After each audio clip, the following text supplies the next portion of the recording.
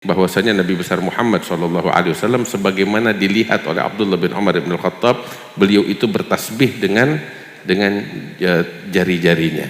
Seperti kita tuh lepas sholat kita baca subhanallah dengan jari-jari kita hitung. Nah seperti itu.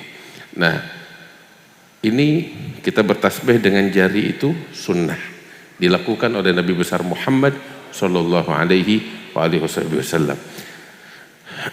Itu yang disaksikan oleh Abdullah bin Umar bin Al-Khattab. Adapun dengan ini subhah atau tasbih, ya, apa hukumnya? Hukumnya juga sunnah. Kok sunnah? Emang Nabi pernah pakai tasbih? Nabi pakainya enggak, tetapi Nabi merestui pemakaian tasbih.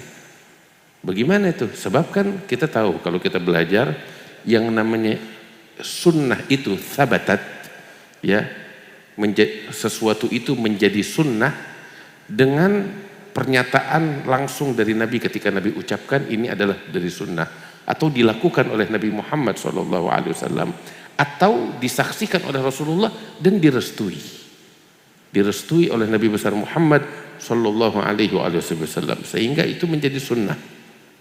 Dan hal ini disaksikan oleh Nabi besar Muhammad SAW bahwasanya beberapa sahabat itu bertasbih dengan tasbih ini nih, ya, dengan tasbih.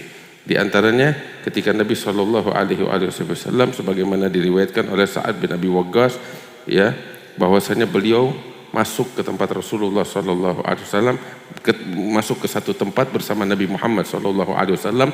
Di situ ada seorang perempuan yang di hadapan perempuan itu ada wadah, di dalam wadah itu ada biji kurma. Jumlahnya itu banyak banget, biji kurma dan bebatuan kecil.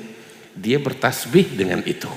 Jadi setiap mengucapin tasbih dipindahin satu, diucapin tasbih, persis fungsinya seperti ini tasbih yang kita pakai. Maka hal itu disaksikan oleh Rasulullah, nggak diingkari oleh Nabi Muhammad SAW, bahkan direstui oleh Nabi besar Muhammad SAW.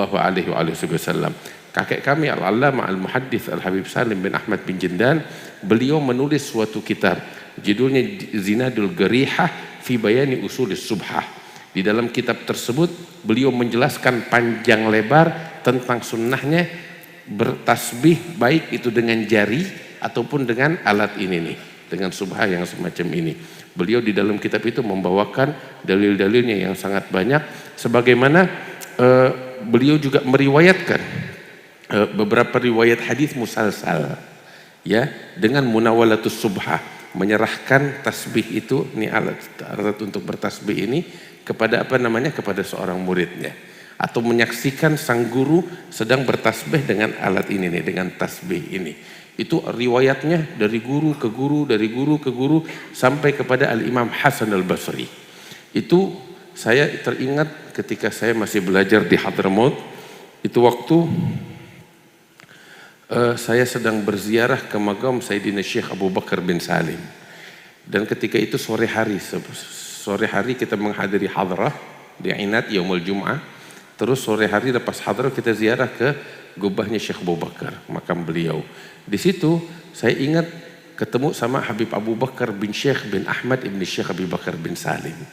Ketika akhirnya beliau ngajak kita ziarah, sambil berjalan berziarah beliau cerita tentang kakek kami Al-Habib Salim bin Ahmad bin Jindan waktu datang ke Hadramaut. Itu Habib Abu Bakar bin Syekh cerita, saya yang dampingin Habib Salim kemana-mana itu waktu, ya, sampai waktu ziarah Syekh Abu Bakar, ya, saya dampingin. Ziarah ke Habib Abdullah bin Husain bin Tahir, saya dampingi, kata Habib Abu Bakar bin Syekh. Dan setiap kali berziarah ke makam para aulia, Habib Salim selalu tanya, ini kuburannya siapa? Saya bilang ini kuburannya Habib Abdullah bin Husain bin Tahir, kata Habib Abu Bakar nih. Maka saat mendengar nama Habib Abdullah bin Husain bin Tahir, Habib Salim bilang, haddatsani syekhi fulan. an fulan an sahib hadzal dhuri Abdullah bin Husain bin Tahir, sampai disebutkan sanadnya sampai kepada Nabi Muhammad SAW. Setiap berziarah kubur begitu dia nanya, ini kuburan siapa? Kuburan fulan. Dia bawain sanad periwayatannya sampai ke sahibul qabr hadza, sampai kepada Nabi Muhammad SAW. Terus Habib Abu Bakar bin Syekh cerita sama saya bahwasanya beliau diijazahkan sama Habib Salim Jindan al-musalsal bimunawalati subhah.